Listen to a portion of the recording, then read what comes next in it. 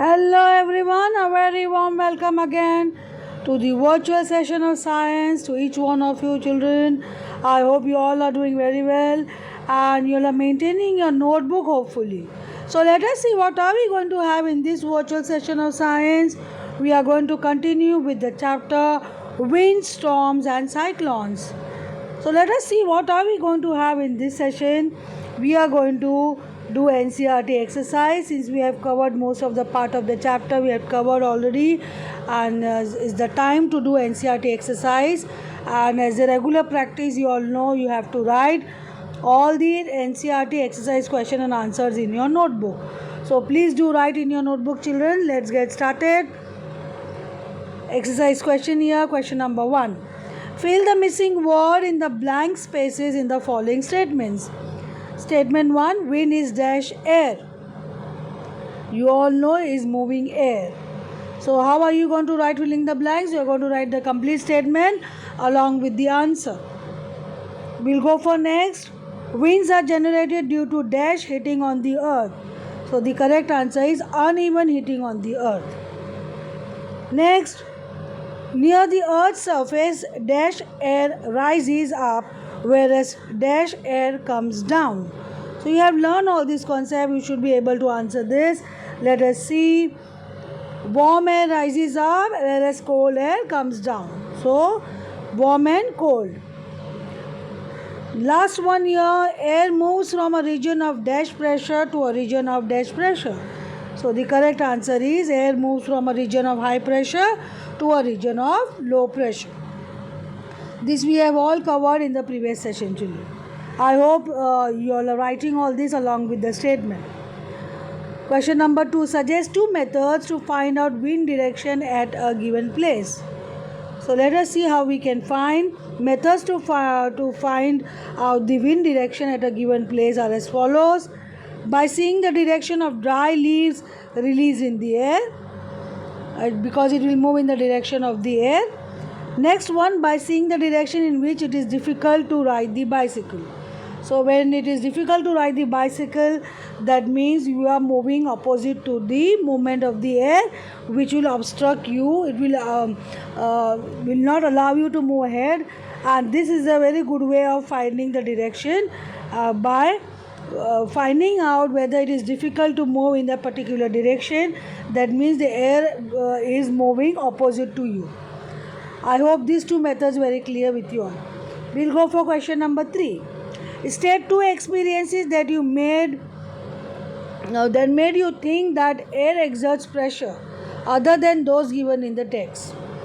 So let us see what all given in the text we are not going to cover in this answer. We will see 2 experiences that made you think that air exerts pressure. So we will not take the experiment of the can which we put in a hot water and you put cold water, all of a sudden it will because of the difference in the air pressure it will crush, that we have seen in the text. Now let us see the different solution for this.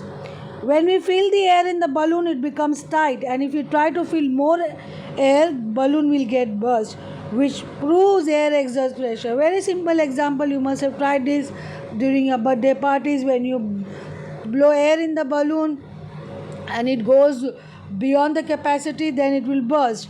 That means air is exerting pressure on the wall of the balloon and it will burst. Next one, wind causes curtains, doors and windows to move with the direction of the wind. This demonstrates air exert pressure. So this is a very common example at home when you have a wind blowing, and it depends upon the pressure of the wind. It will blow if there is a heavy wind and a strong wind, then your curtains and of the doors and the windows will move faster.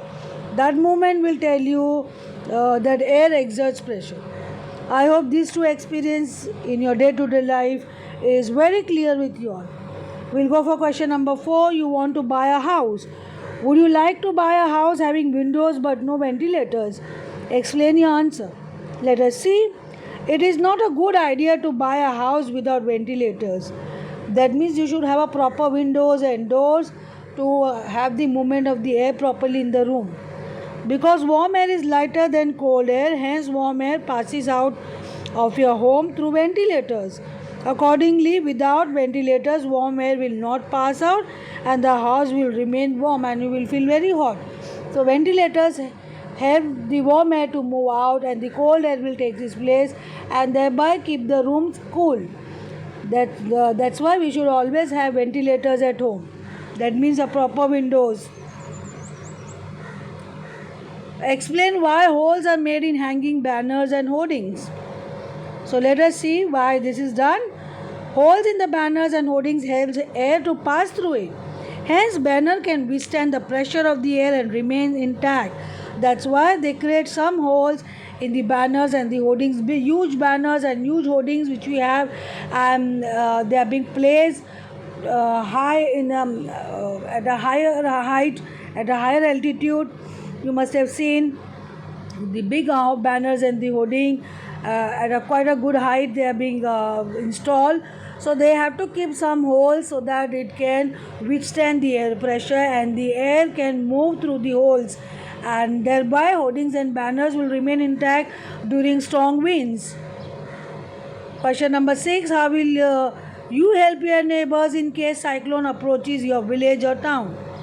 So let us see. You have learned the precautionary measures to deal with cyclone. How are we going to do this? Let us see. We can help our neighbors in case a cyclone approaches by any of the following measures: by helping them shift to safer place, by helping them to shift their animals, necessary households and vehicles to a safer place, by calling emergency services such as fire station, police and medical centers. So these are some very important measures when cyclone approaches to a place, and this is how you can help yourself and help neighbors. Question number 7. What planning is required in advance to deal with situation created by a cyclone? So what planning you can do, what are the preventive measures, or what are the planning which we can do before a cyclone hit at a place where you live in a cyclone prone area? What are you going to do in your planning? We should not ignore the warnings issued by the meteorological department through TV, radio or newspaper. So the meteorological department responsible for issuing news on the storms and the cyclones or any natural calamity, and they give day-to-day weather forecast and the climatic condition. So we should all be aware. We should listen to the news, radio, and read newspapers to keep yourself aware of all these calamities. We should make necessary arrangement to shift the essential household goods, domestic animals and vehicles, etc. to safer places. So these are some planning which we can do, and we can save ourselves from cyclone. I hope this is clear, and I hope you are writing in your notebook, children. Next, you can avoid driving on roads through standing water, as floods may have damaged the roads. Next, phone numbers of all emergency services like police, fire brigade and medical centers should be handy. So you should always save such numbers where you can call in emergency, where you require police, fire brigade, medical centers. For any help you require, you can call them. So you should always save this number, and as and when required you can use them. Always store drinking water for emergencies.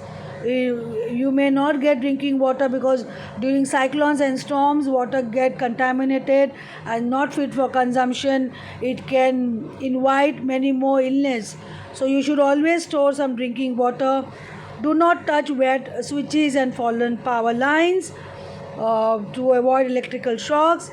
Do not pressurize the rescue force by making undue demands. You should cooperate with the situation. The rescue people who comes to your help, you should cooperate with them. Cooperate and help your neighbors and friends. So these are the measures which you can do when you have a cyclone hit at a place where you stay or where you live. I hope this is clear. We'll go for question number 8. Which one of the following places is unlikely to be affected by a cyclone? So here is a MCQ. You will write the correct solution for this. Let us see your options. Chennai, Mangaluru, that means Mangalore, Amritsar or Puri. So the correct answer is Amritsar, because Amritsar is far away from the sea, while the remaining three are coastal areas and are more likely to hit by cyclone. And cyclone comes when you stay near seashore, and cyclone prone areas, mostly the coastal areas. So Amritsar is away from coastal region, that's why a cyclone is unlikely to affect Amritsar. Which of the statement given below is correct? Again you have MCQ over here. First one, in winter the winds flow from the land to the ocean. Next, in summer the winds flow from the land towards the ocean. Next one, a cyclone is formed by a very high pressure system with a very high speed winds revolving around it. The coastline of India is not vulnerable to cyclones. So these are the four options. Let us see the correct answer for this. Which of the following statement given below is correct? That is the option 1. In winter the winds flow from the land to the ocean. I hope this is very clear. You have learned about the movement of the wind during winter and summer, and how the wind move. In winter you all know the wind flow from the land to the ocean. So this is the correct option. Here we come to an end of the session, children. I hope you have understood all the concepts related to the chapter, and it's a very good revision through question answer. Please do write in your notebook a gentle reminder to all of you. Thank you, children, and have a great day.